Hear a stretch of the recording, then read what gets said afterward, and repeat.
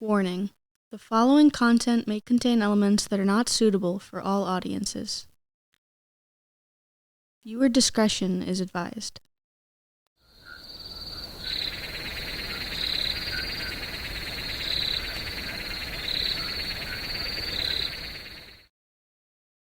Another example. So, and excuse me, because I wrote some examples Okay. down, if Yeah, you don't mind, sure. just so that I wasn't misspeaking as well. But when you look at generational trauma, again, it's not just experienced by one person, like the person who had that direct interaction with the trauma. So the generational pieces, again, if I'm the Holocaust survivor and I'm then parenting my child, how I parent my child may come from a place of trauma. So I may be super overprotective. I may come from the perception of, the world is a very unsafe place. So I'm not I'm not telling the trauma story. I may not be describing my experience with my child, but how I parent comes from a place of trauma.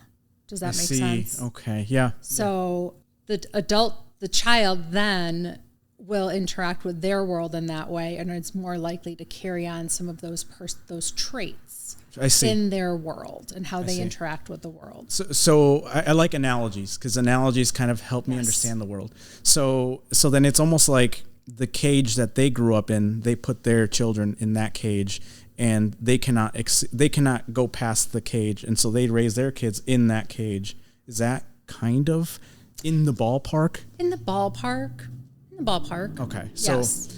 I think maybe that's a low resolution version of it, but that's kind of how when I hear that, that's how I hear it. Okay. It's like, oh, is it like, so what's the more accurate way to say that? So, and I work by examples as well. Let's say there's, a traumatic event. You can think of larger events like the Holocaust, like the genocide in Rwanda, slavery in America. Those are very traumatic times, events that people experienced. So how they experience that, again, impacts how they would then interact with other people. That is so crazy.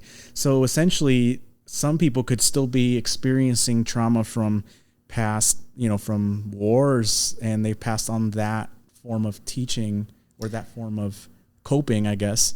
So here's another example that maybe explains it on a more personal level. If you have a parent who's been in a war, whether it was whatever it was, right? Like my dad was in Vietnam. He had experienced a lot of trauma, PTSD. I never heard stories about Vietnam as a child. That was not a part of my childhood, knowing about his experience in Vietnam. Some of his behaviors may have shaped how he parented us in terms of things being everything had to be very clean and very tidy. And I could go on with different examples, but so it's that experience that he had and how it impacted him, and then how he then in turn interacted with the world around him when he came home. Sure. Right. And you'll hear this a lot about